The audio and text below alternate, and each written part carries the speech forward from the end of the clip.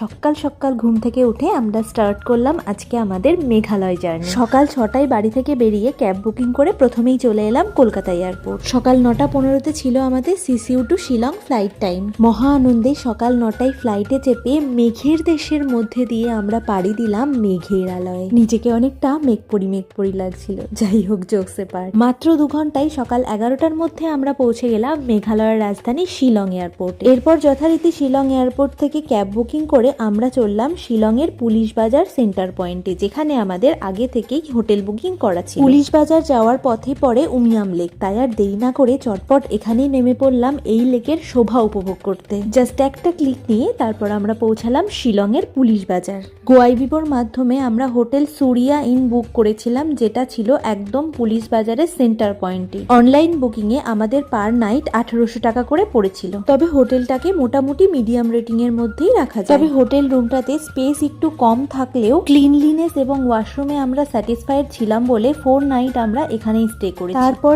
জলদি ফ্রেশ হয়ে আগে আমরা খাবারটা অর্ডার দিয়েছিলাম, কারণ প্রচন্ড খিদে পেয়ে গেছিল। লাঞ্চের পর একটু রেস্ট নিয়েই আমরা বেরিয়েছিলাম পুলিশ বাজারের লোকাল মার্কেটের দিকে। আর সেখানে গিয়েই দেখা মিলল ভুট্টা মোটামুটি আমরা এখনো পর্যন্ত যত জায়গায় বেড়াতে গেছি সব জায়গায় গিয়েই খাওয়া হয়েছে। আমার মনে হয় এটাই এমন একটা স্ট্রিট ফুড যেটা সস্তায়, হেলদি এবং টেস্টি। এরপর আমরা গেলাম এমটিটিসি বাস স্ট্যান্ডে। যেহেতু আমাদের এমটিটিসি বাসের টিকিট বুকিং আগে থেকে করা ছিল না, তাই আমরা এখানে এসেই কথা বলে বুকিংটা করেছি। আমি রেকমেন্ড করব মেঘালয়তে এসে তোমরা যদি এমটিটিসি বাসে ঘোরার প্ল্যানিং রাখো তাহলে টিকিট বুকিং অবশ্যই আগের থেকে করে আসবে, তাহলে মেঘালয়ের first day to Shillong sightseeing দিয়েই ইউটিলাইজ করতে পারবে। আমরা অ্যাকচুয়ালি আগে থেকে এমটিটিসি ইনফরমেশন সেন্টারের সাথে যোগাযোগ করতে পারিনি, তবে আমি কন্ট্যাক্ট নাম্বার শেয়ার করে দেব তোমাদের সাথে। তারপর সেখান থেকে হোটেল ফেরার পথে নর্থ ইস্টের ফুচকার টেস্টটা নিতেও একদম ভুলিনি কিন্তু।